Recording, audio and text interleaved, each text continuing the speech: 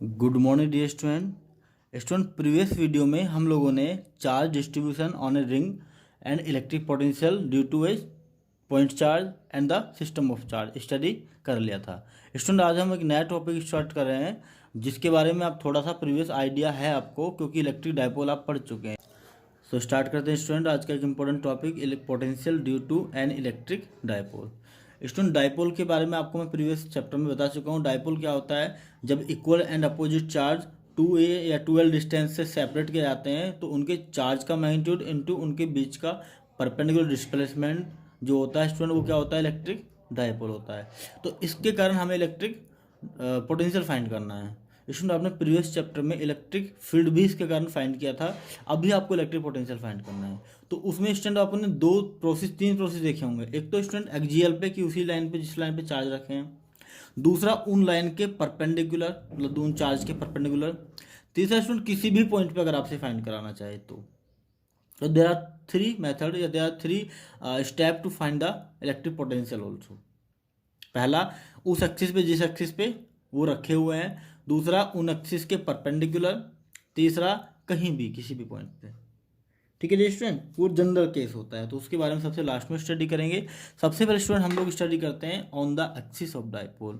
अगर स्टूडेंट कोई भी पॉइंट जहां पर आपको इलेक्ट्रिक पोटेंशियल फाइंड करना है वो उस एक्सिस पे ही रखा है, वो उस एक्सिस पे ही है जिस एक्सिस पे हमारे चार्ज रखे हुए हैं।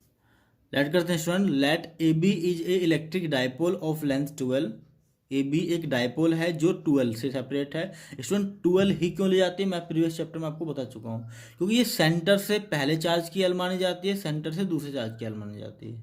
ठीक है, ये होता है। तो let A B the electric dipole of length 12 है टोटल डिस्टेंस इसकी, और हमें जो ओ है student, O is the mid point of this dipole. Let किया हमने कि O is the mid point of this, हमें डायपोल के सेंटर ओ से एक्स डिस्टेंस पे कोई पॉइंट है पी, वहां पर इलेक्ट्रिक पोटेंशियल फाइंड करना है।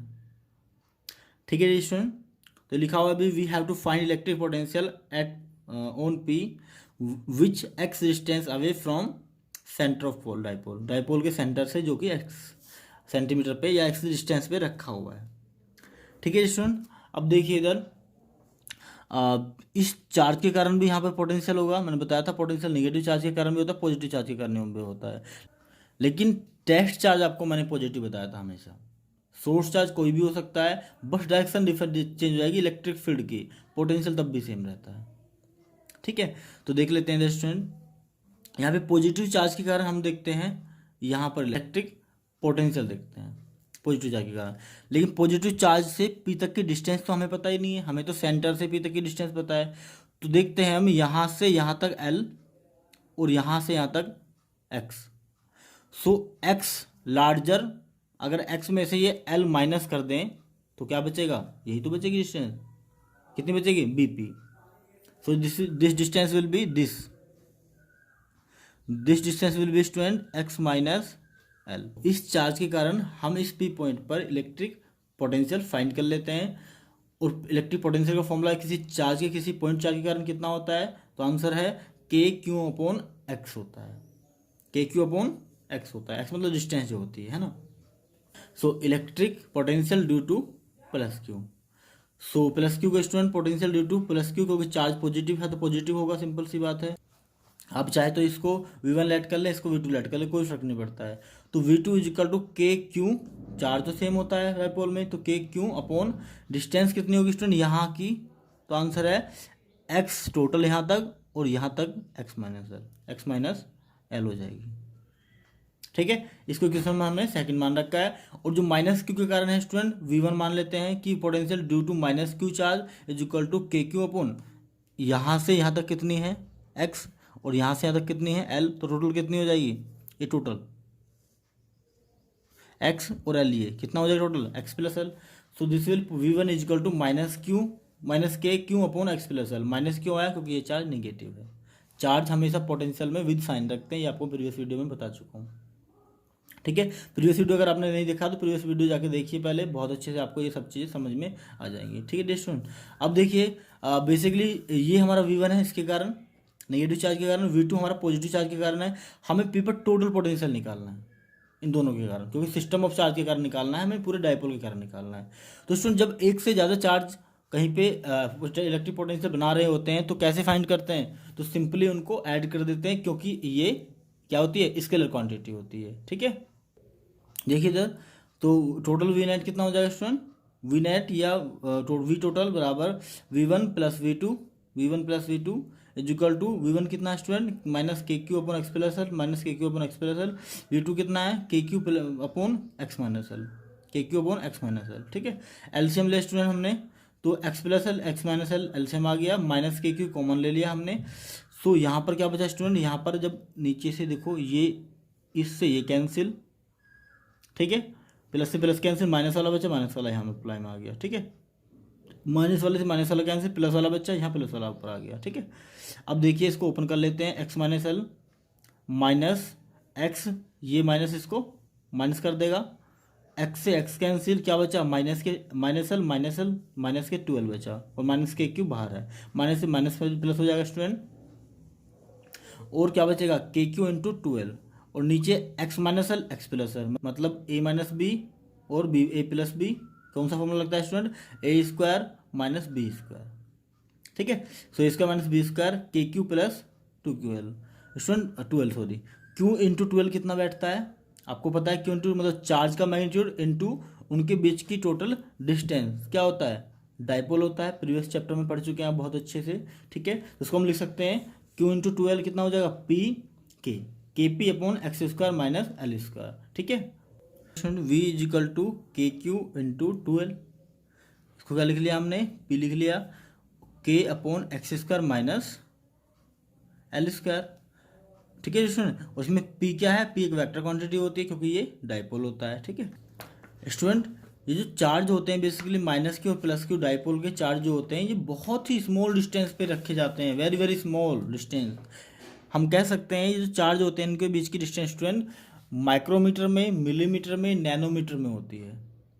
ठीक है, और जो कि बहुत छोटी डिस्टेंस है, लेकिन जब हम इस सेंटर से डाइपोल फाइंड करते हैं तो वो मीटर में, सेंटीमीटर में, इस तरह से फाइंड करते हैं। तो स्टूडेंट इनके बीच की डिस्टेंस मतलब एल के रेस्पेक्ट में, एल के रेस्पेक्ट में एक्स की वैल्यू बहुत ज़्यादा होती है, बहुत बड़ी होती है।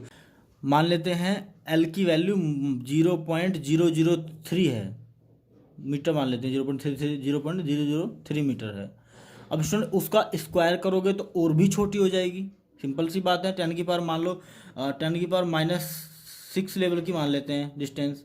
अब इसका स्क्वायर कितना आ जाएगा, 10 की पावर 12, क्या ये माइनस की 12, क्या ये बहुत छोटी होगी या नहीं होगी, सिंपल सी बात, वेरी स्मॉल हो जाएगी। ठीक है, तो हम इसको नेगलेक्ट कर देते हैं कि एल ये बहुत छोटा है एक्स से, तो हमने क्या कर दिया, इसको नेगलेक्ट कर दिया। अब जैसे हम एल को नेगलेक्ट करते हैं तो क्या बचेगा हमारा, V is equal to K P upon X square, V is equal to K P upon X square is the expression for अस।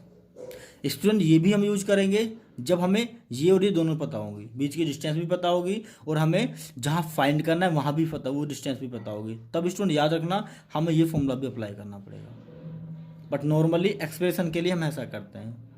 ठीक है, ठीक है, अगर हम इसका ग्राफ की बात करते हैं स्टूडेंट पोटेंशियल के, तो वी इन्वर्सली प्रोपोर्शनल होता है स्टूडेंट यहाँ पर एक्स स्क्वायर के, जबकि पॉइंट चार्ज के कारण जो हमने निकाला था वो कैसा आया था, वो आया था एक्स के इन्वर्सली प्रोपोर्शनल।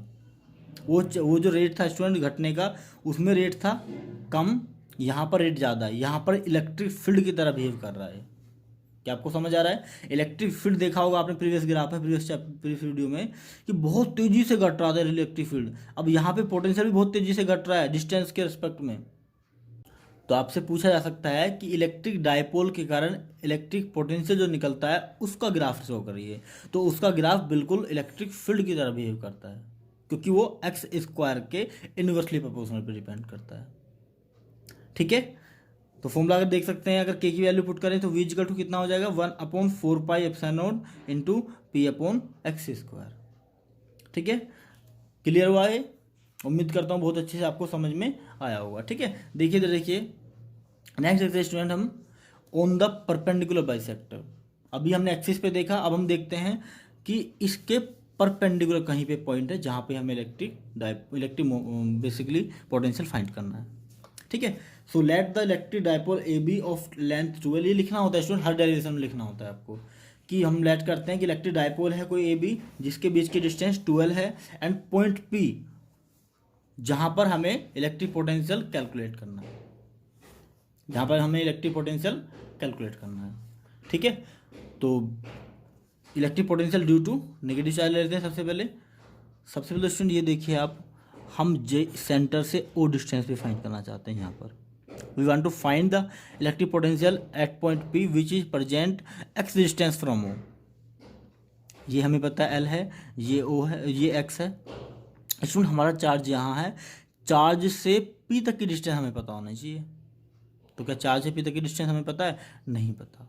कैसे निकालेंगे? देखो ये बाइसेक्टर है तो परपेंडिकुलर होगा, और ये बेस, ये हाइपोटेनियस, सॉरी ये परपेंडिकुलर, स्टूडेंट ये हाइपोटेनियस है, और हाइपोटेनियस कितनी होती है? सो आंसर है एक्स का स्क्वायर प्लस एल का स्क्वायर का अंडर रूट। पाइथागोरस थ्योरम से ये भी सेम होगी, ये भी सेम होगी, क्योंकि ये भी एक्स है, ये भी एल है, ये भी एक्स है, ये भी एल है। समझ आया? तो हमने ये निकाल लिया। अब हमें चल गया पता कि पॉइंट चार्ज जहाँ रखा है और जो जिस पॉइंट पे हमें कैलकुलेट करना है उनके बीच की डिस्टेंस हमें पता चल गई है। अब हम यूज कर सकते हैं formula. So electric dipole electric potential due to negative charge, electric potential due to negative charge कितना हो जाएगा? के क्यू अपॉन डिस्टेंस उनके बीच का, क्या हो उनके बीच की डिस्टेंस, स्क्वायर नहीं है स्टूडेंट, स्क्वायर नहीं किया हमने, डिस्टेंस लिखिए सिर्फ। ठीक है, तो V one equal to minus K Q upon distance उनके बीच की, ये निगेटिव चार्ज के कारण। अगर पॉजिटिव चार्ज की बात करें तो सेम वही करेंगे, potential due to plus positive plus Q charge, मतलब पॉजिटिव चार्ज के कारण सेम फॉर्मूला वही। क्या होता है फॉर्मूला हमारा? इसमें फॉर्मूला आपको अच्छे से याद होना चाहिए। वी इक्वल टू कितना होता है?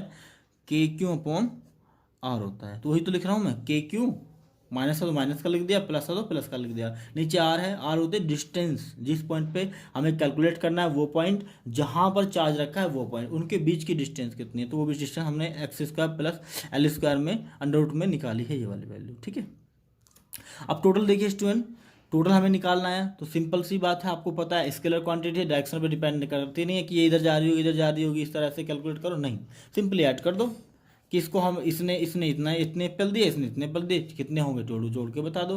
तो वी नेट निकालते हैं, वी एम हिस्वन वी क्या होता है इसका मतलब?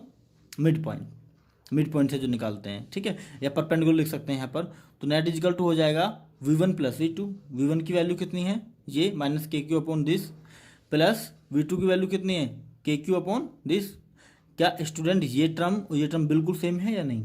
आंसर बिल्कुल सेम है, सब चीज़ें सेम है। और ये माइनस की प्लस की, कितना हो जाएगा? 0। What will happen? It will became 0। ठीक है, समझ आया होगा आपको। इसका मतलब क्या है स्टूडेंट कि अगर हम किसी डायपोल के परपेंडिकुलर कभी कुछ निकालते हैं, इलेक्ट्रिक पोटेंशियल निकालते हैं, तो उसकी वैल्यू हमेशा 0 होती है। उम्मीद करता हूँ ये आपको अच्छे से समझ में आया होगा। पोटेंशियल एट बाइसेक्टर और perpendicular is 0 palace which bisect the dipole axis. Dipole axis के जो बाइसेक्टर के रखते हैं उसको परपेंडिकुलर, वहाँ पर इलेक्ट्रिक डायपोल इलेक्ट्रिक जो पोटेंशियल है वो 0 होता है।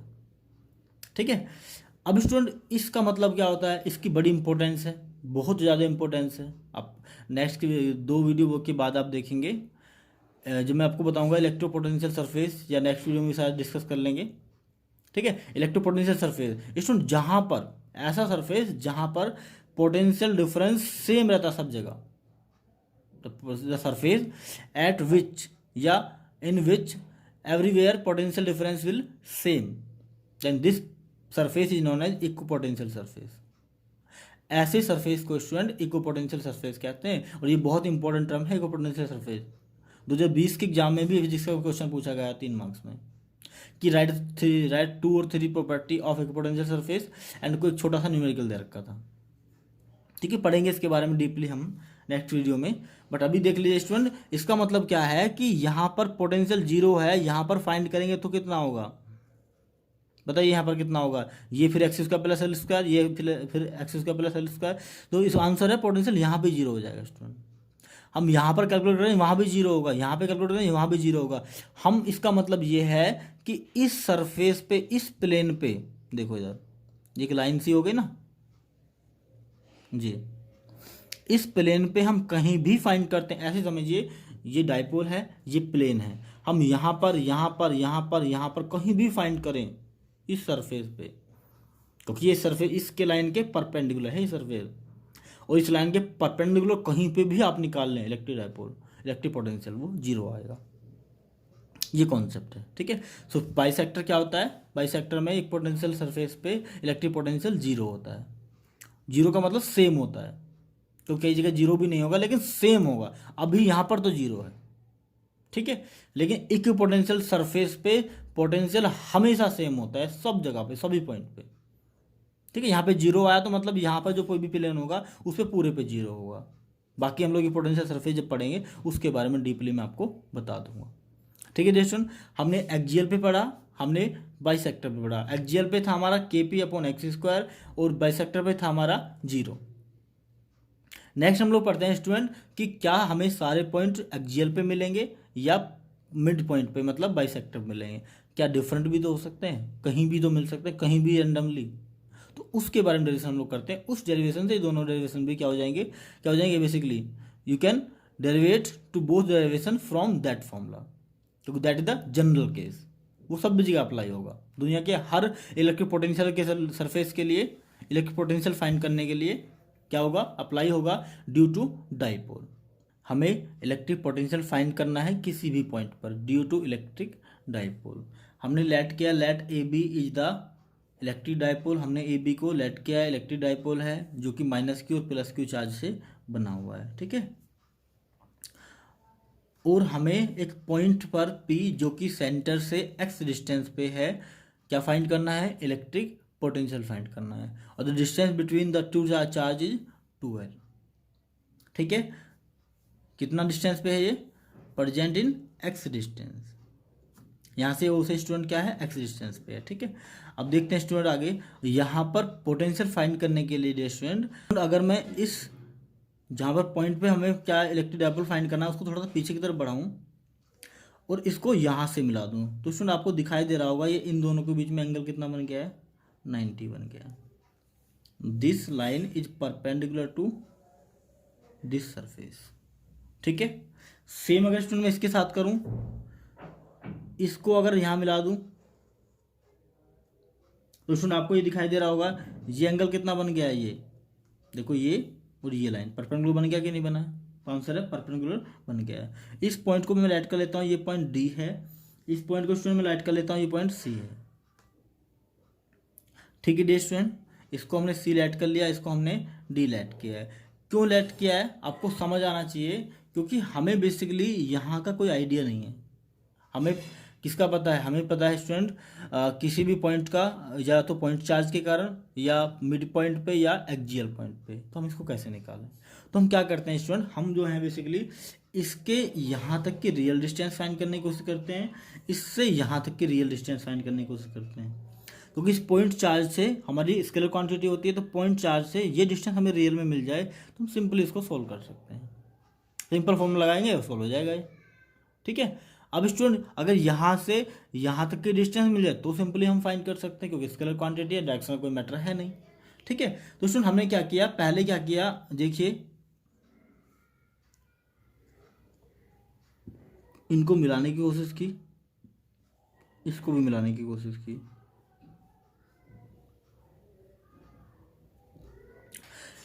स्टूडेंट हमने ये एंगल थीटा माना था, तो ये एंगल भी कितना होगा, थीटा होगा।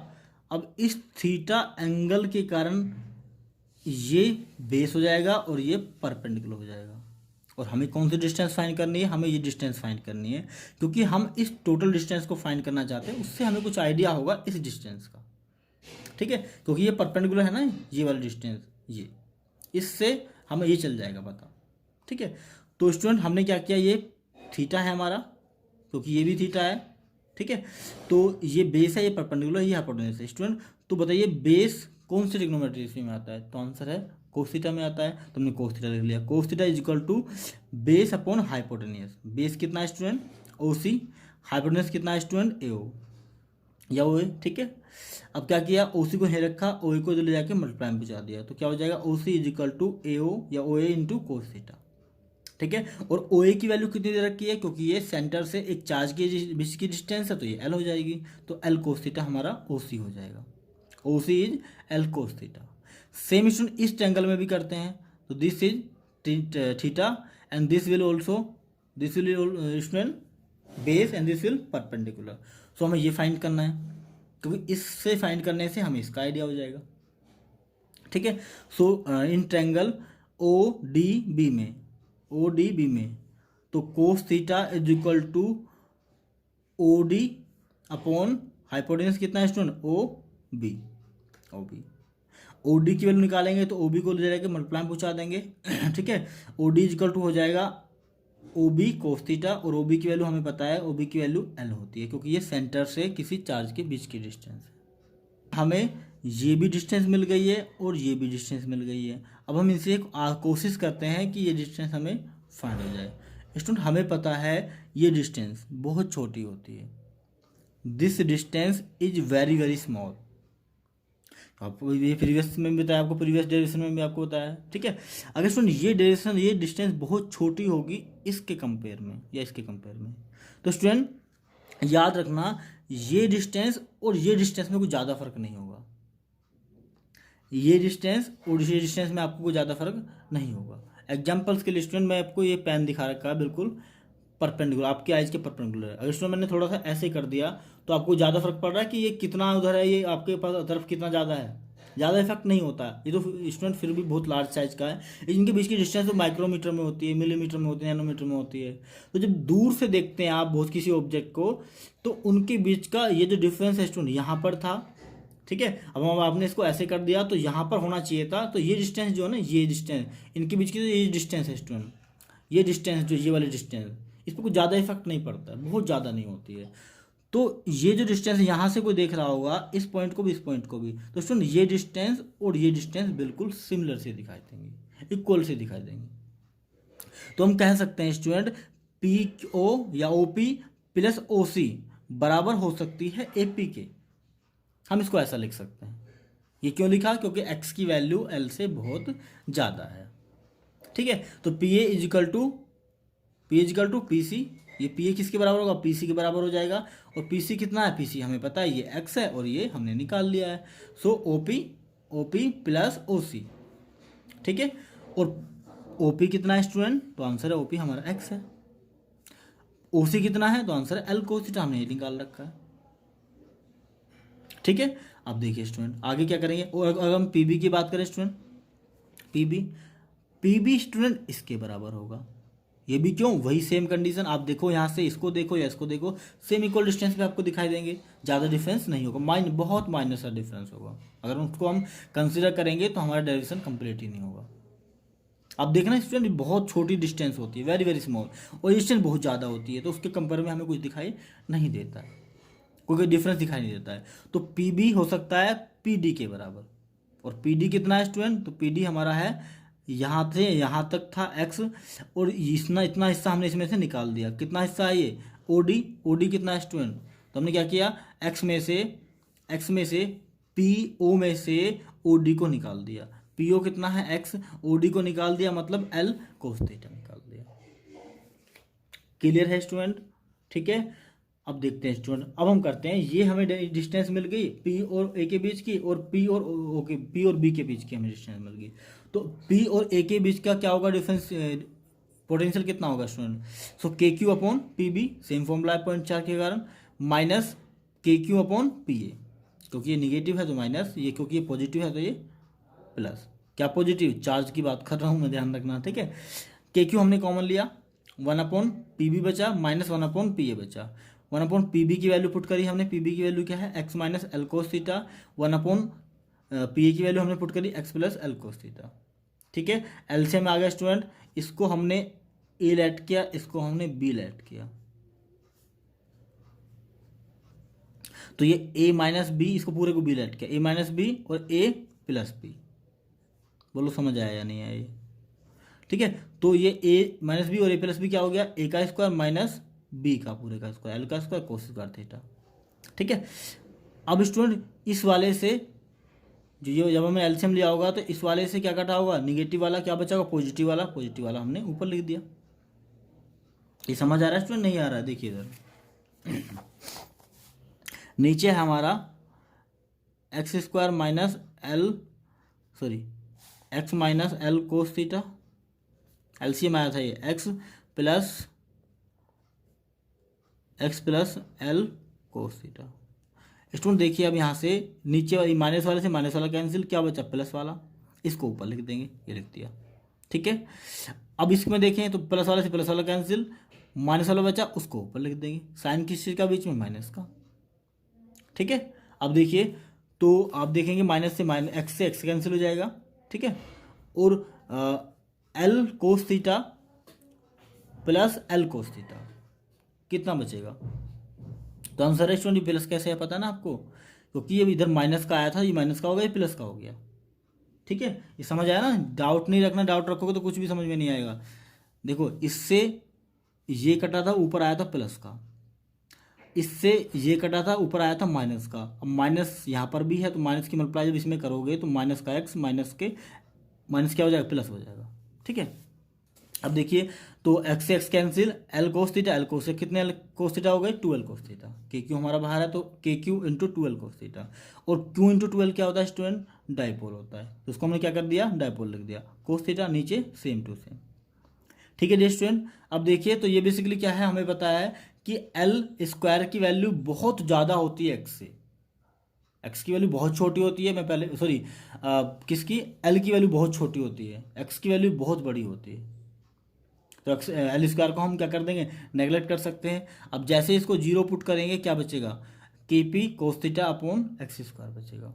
हम क्या कर सकते हैं स्टूडेंट, एल स्क्वायर को जीरो, ये होता है student significant is equal to approximate is equal to zero है, तो जीरो पुट किया इसको तो क्या बचा, के P cos theta upon X square, ये लिख दिया हमने, ठीक है।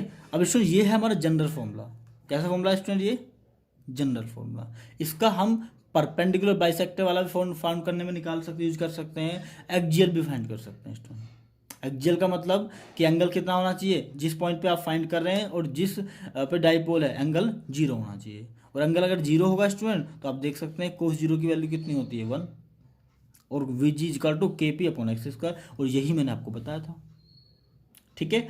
और अगर कोस थीटा की वैल्यू 90 डिग्री होगी, मतलब परपेंडिकुलर निकाल रहे हैं, तो ये जीरो हो जाएगा और वी जी जीरो हो जाएगा, ठीक है। आप देख सकते हैं इसमें मैं लिख देता हूँ उधर साइड में, if theta is equal to 0 degree, मतलब क्या होता है इसका एक्जियल, तो v हो जाएगा हमारा कितना हो जाएगा, v K P upon X square, जो स्टार्टिंग पढ़ा था, ठीक है। अगर student theta is equal to हमारा 90 डिग्री है तो वी जी कितना हो जाएगा, जीरो, जी कितना हो जाएगा, जीरो, क्यों होगा, क्योंकि कोस 90 की वैल्यू जीरो होती है, ठीक है dear student. So this was the derivation of electric potential due to electric dipole on perpendicular axis, perpendicular and axial and at any point. सो उम्मीद करता हूँ स्टूडेंट ये आपको अच्छे से क्लियर हुआ होगा। अगर आपको अभी भी कोई डाउट है तो कमेंट बॉक्स में जाके मुझसे पूछ सकते हैं। Thank you.